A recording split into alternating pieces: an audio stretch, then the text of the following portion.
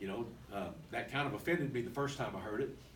And then I was thinking about splinter groups, and I thought, well, you know, the splinter group that comes to my mind are those guys that signed their name on the Declaration of Independence. And they were all gonna be hung if the war was lost. They would have all been hung. And they were a splinter group. Not a bad deal.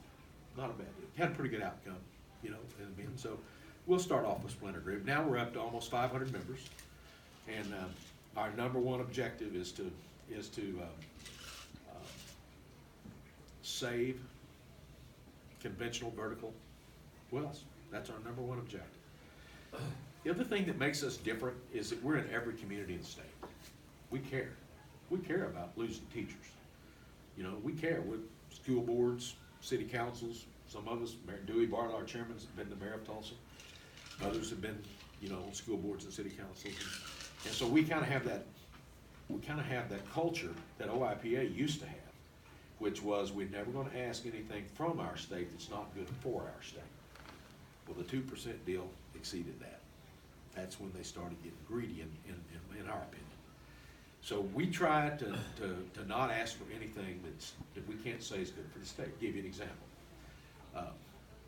We got to play in the election cycle because the big guys didn't play. They left their money out. They didn't help anybody. Okay, so we get to go in and help fill that gap.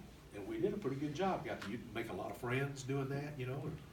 And yeah, we'd raise money for them, but we'd meet with them and talk to them, and, you know, building relationships. It's going to take a while.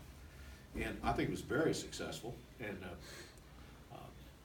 but by them laying out like that, just gave us an opportunity, you know, to get out of the. They can't anymore get by with saying these guys are nobody. They don't mean anything. They don't do anything. They don't produce anything. They're nobody. And you know, I'd be the first to admit how important the big oil guys are and how important they've been to Oklahoma. And you know, the wealth they've created and the old fields they've revitalized with horizontal drilling. And as long as they're doing it in areas where it's just shale, where they're not getting into carbonate reservoirs or sandstone reservoirs, that's just fine. But when they do it in our reservoirs, I don't think that's anything but just plain theft. And I think there are two kinds of producers in Oklahoma that are vertical producers. There are those that have had their wells destroyed by horizontal frac jobs, and those that are going to have horizontal frac jobs, unless we can do something to stop it.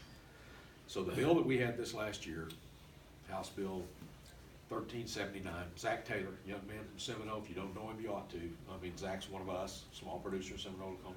Got elected to the legislature in special session to the House.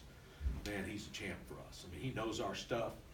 Everybody goes to him now when they want to understand oil and gas stuff, and that's really great, great perspective for us to have Zach. Zach